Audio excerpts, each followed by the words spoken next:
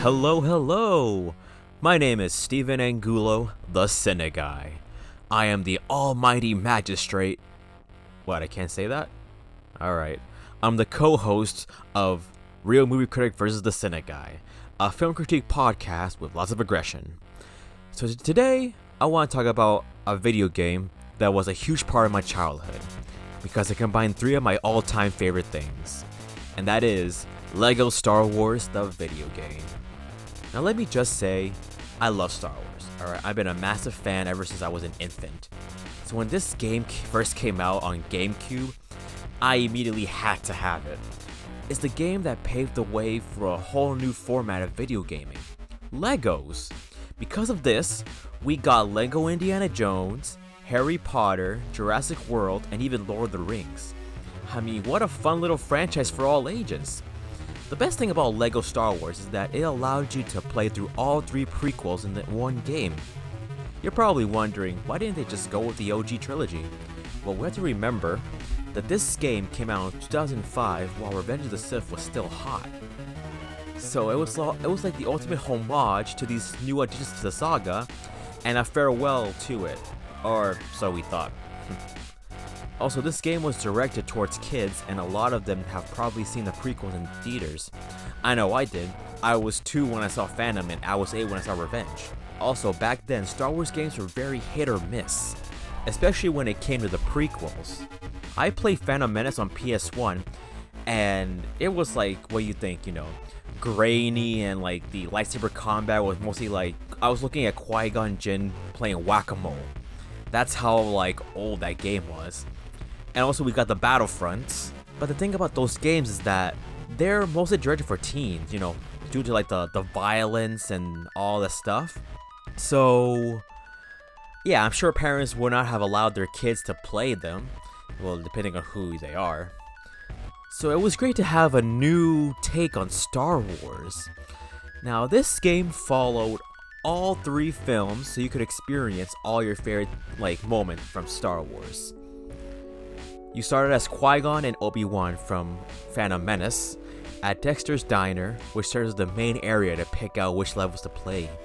And also every character that you unlock as you complete the game is just roaming around the area so you can interact with them. I mean, I once started a full-on war by I was Padme and I shot Kit Fisto, and then everyone's just fighting each other. There's just bodies everywhere, and it usually dies down after a bit, or I guess after you kill everyone.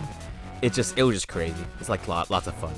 But yeah, each level features their own set of characters that coincide with the story. So if you're fighting General Grievous, then you're playing as Obi-Wan and Commander Cody, or retaking Theed Palace, and you're alternating between Padme, Qui-Gon, and Child Anakin. So it's just so cool to see how each character contributes to each level. The droids are used to open certain doors that can either lead to a hidden room or say the next area in the level that a regular character could not access.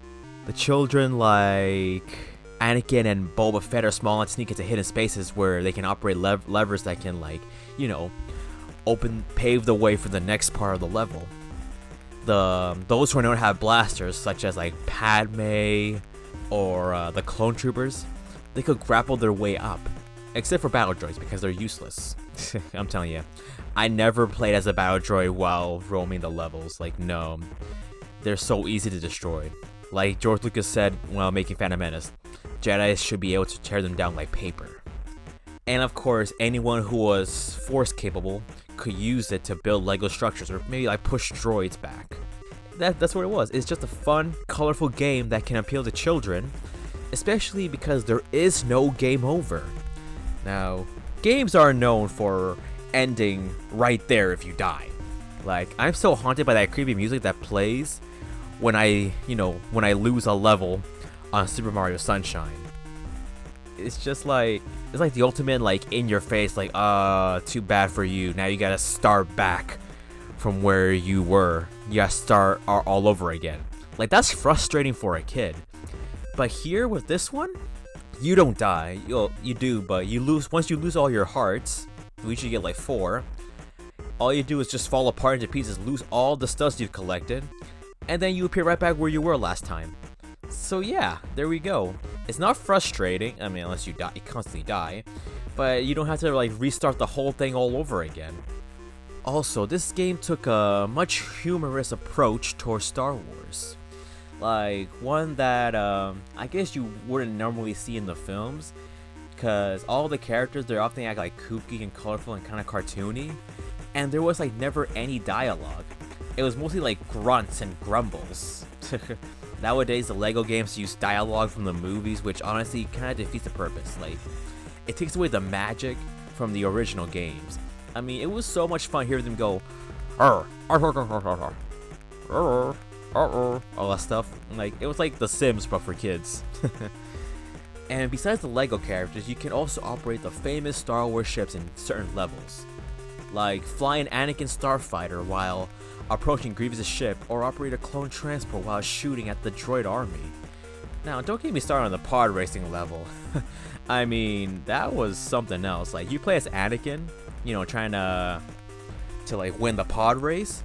However, you're not racing against other racers, you're going against the clock. You get a certain amount of time to reach the checkpoint, and if you don't, you get a quick little cutscene of Anakin stopping his pod and shaking his head like, oh no, I lost, I'm so disappointed in myself. Now, you don't want to disappoint Anakin, so you gotta be completely focused and able to dodge those Tusken Raider shots while racing. Oh, and how could I forget the mini kits? Mini kits were like these Easter eggs you had to find while playing. There were 10 in each level, and every time you find one, you construct a famous Star Wars ship from that level. Like, you could build a Naboo starfighter or the Wookiee attack ship from Kashyyyk. They can be located outside the diner on display, and they honestly look like they're just out parked trying to get a meal at Dexter's. Yeah. But yeah, with Dexter's Diner as the main area, like, here's the thing, this game, in certain games you can, like, you know, purchase like add-ons, stuff like that, but this was before DLC. So if you wanted like a new weapon or a certain character, or a new little like a new little add-on, you had to collect a certain number of studs and buy them at the diner, pretty much. Like, you could buy like invincibility, or instead of blasting you're shooting cups. It's just like crazy. It's just like very kooky and everything. And one thing for sure, it does not drain your parents' wallets. I don't understand DLCs anymore. I don't even want to imagine what the new LEGO games are offering as DLC. Like, for $5 extra, you get this gold brick. It's just ridiculous. Oh, and one thing I cannot forget to mention, once you complete the game, you can open a secret level from episode 4, where you can play as Princess Leia and unlock Darth Vader. Now, that means you can use the Dark Lord as well as any other character to replay any level you choose. So with that, you can like test out like so many different characters and like different like levels. I mean, who wouldn't want to see Vader fight Palpatine on Mustafar, or maybe see General Grievous fight Darth Maul, or what would happen if, say, a clone trooper was trying to, you know, save the Queen from Naboo? It will just take the saga in a whole different direction, and you know what? It will build the imagination of the gamer and help them be creative. So overall, it's a fun, nostalgic game that anyone can enjoy, whether you're a gamer or a Star Wars fan. Now, I don't know about you, but this just made me want to fire up my old GameCube and play it right now. And hey, it probably did the same for you. So, well, that's LEGO Star Wars. I mean, it's a fun, unforgettable little game, and it's just amazing to see how it has evolved throughout the years. So until then, I'll see you next week, critic. Oh wait, this is not my show. Sorry. Happy gaming, everybody.